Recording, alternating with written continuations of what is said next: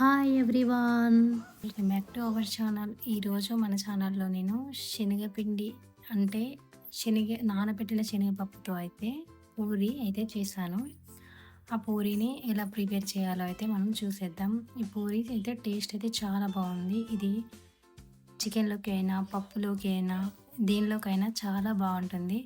ఎప్పటికీ రొటీన్గా కాకుండా ఇలా ఒకసారి కొత్తగా అయితే ట్రై చేయండి. ఇప్పుడు ప్రాసెస్లోకి అయితే వెళ్ళిపోదాం. ఫస్ట్ ఇలా నేను నానబెట్టిన శనగపప్పుని అయితే ఒక 3-4 అవర్స్ అయితే ఇలా నానబెట్టుకోవాలి. ఇలా పప్పునైతే నానబెట్టుకున్న దాన్ని ఇలా ఒక మిక్సీ జార్లో వేసి అయితే ఇది గ్రైండ్ చేసుకోవాలి.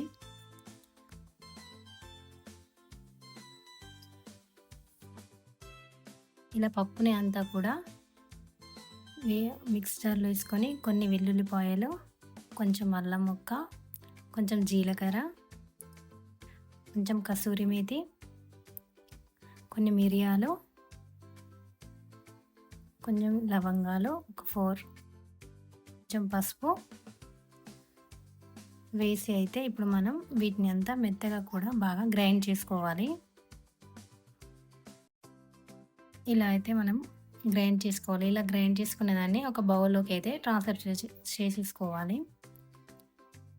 ఇలా ట్రాన్స్ఫర్ చేసేసుకున్న తర్వాత ఇందులో మనం కొంచెం మన ఉప్మా రవ్వ ఉంటుంది కదా, అది ఒక 2-3 స్పూన్స్ అయితే వేసేసుకోవాలి.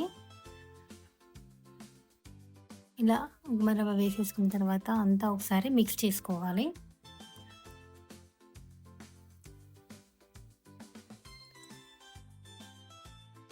ఇలా మిక్స్ చేసుకొని ఇప్పుడు అందులో కొంచెం గోధుమ పిండి,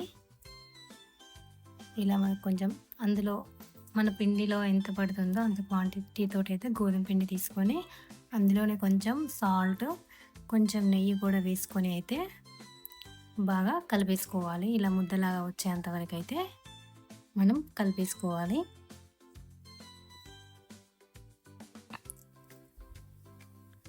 ఇప్పుడు ఇలా అయితే మనం చపాతీ పిండి చేయడానికి మనకి ఎంత వీలుగా ఉంటుందో అలా అయితే కలిపేసుకోవాలి. ఇలా కలిపేసుకొని దీని మీద కొంచెం ఆయిల్ అయితే అప్లై చేసుకొని ఇలా పక్కన పెట్టుకోవాలి.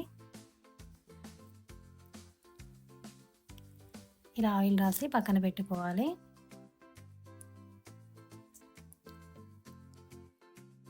ఇప్పుడు ఈ పిండిని అయితే మనం చిన్న చిన్న బాల్స్ లాగా తీసుకొని మనం పూరి అయితే ఎలా తాల్చుకుంటామో ప్లేట్ మీద పెట్టి ఎలా తాల్చుకుంటామో వీటిని కూడా మనమైతే అలా ఆయిల్ రాసి వీటిని అయితే అలా తాల్చేసుకోవాలి.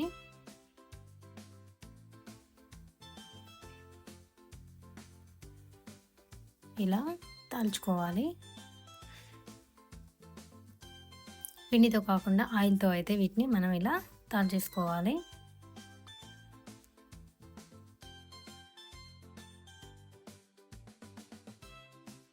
చూడండి, ఇలా అయితే మనకి పూరి అయితే ఇప్పుడు రెడీ అయిపోయింది. దాన్ని తీసి పక్కన పెట్టుకొని ఇలానే మనం అన్నీ చేసుకున్నాం కదా, చిన్న బాల్స్ లాగా చేసుకున్నాం కదా, అన్నీ కూడా ఇలానే చేసేసుకోవాలి.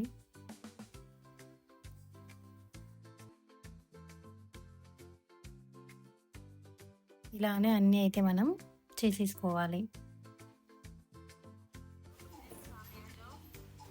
ఇలానే కూడా మనం చేసుకున్న బాల్స్ అన్నీ కూడా ఇలానే అన్నీ పూరిలాగా అయితే కాల్ చేసుకొని ఇప్పుడు ఒక ప్యాన్లో డీప్ ఫ్రైకి సరిపడినంత ఆయిల్ వేసుకొని వీటిని సేమ్ పూరీలు అయితే ఎలా కాల్ చేసుకుంటామో వీటిని కూడా అలానే కాల్ చేసుకోవాలి.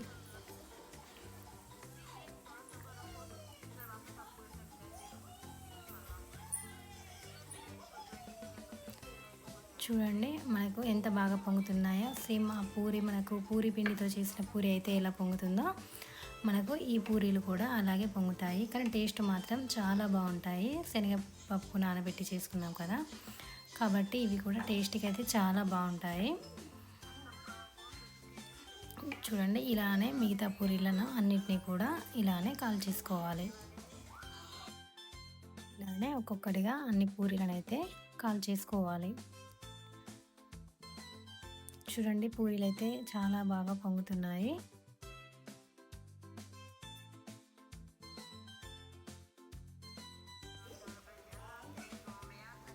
ఇలానే మనం పూరీలను అన్నిటిని అయితే కూడా కాల్ చేసుకోవాలి. ఇలా వాటి మీద ప్రెస్ చేస్తూ గరిటెతో ఇలా ప్రెస్ చేస్తుంటే ఇంకా చాలా బాగా పొంగుతాయి పూరీలు. కాబట్టి ఇలా కొంచెం లైట్గా ప్రెస్ చేస్తూ ఇలా అయితే పూరీలను అయితే కాల్ చేసుకోవాలి.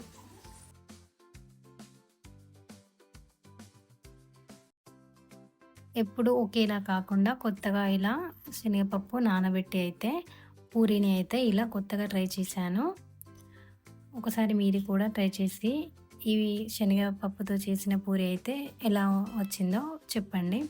చూడండి, మనకి ఆ పూరి లాగానే అయితే చాలా బాగా మనకు పూరీలు అయితే ఇలా పొంగాయి. టేస్ట్‌గా కూడా చాలా బాగున్నాయి. ఇంకా చల్లారినాక తింటే మాత్రం ఇంకా టేస్ట్ మాత్రం ఇంకా చాలా టేస్టీగా వచ్చాయి. కాబట్టి కొత్త రెసిపీ అయితే ట్రై చేశాను. మీరు కూడా ఒకసారి రెసిపీని ట్రై చేసి ఎలా వచ్చిందో నాకు ఒకసారి కామెంట్ బాక్స్లో కామెంట్ చేయండి. ఎప్పుడు గోధుమ పిండితో కాకుండా ఇలా ఒకసారి శనగపిండి గోధుమ పిండి కలిపి ట్రై చేయండి. పూరీలు మాత్రం చాలా సాఫ్ట్గా వచ్చాయి. చూడండి, పూరి అయితే మనకు ఎంత పొరలు పొరలుగా ఎంత సాఫ్ట్గా, చూడండి పొరల్లాగా అయితే చాలా బాగా పొంగాయి పూరీలు. టేస్ట్ మాత్రం చాలా బాగున్నాయి. ఈ వీడియో కనుక మీకు నచ్చినట్టయితే మీరు కూడా ఒకసారి ఇలా కొత్తగానైతే పూరీలను ట్రై చేయండి. నా వీడియో నచ్చితే లైక్ చేయండి, షేర్ చేయండి అండ్ సబ్స్క్రైబ్ కూడా చేసుకోండి. మరిన్ని వీడియోస్ కోసం అయితే మన ఛానల్ని ఫాలో అవుతూ ఉండండి.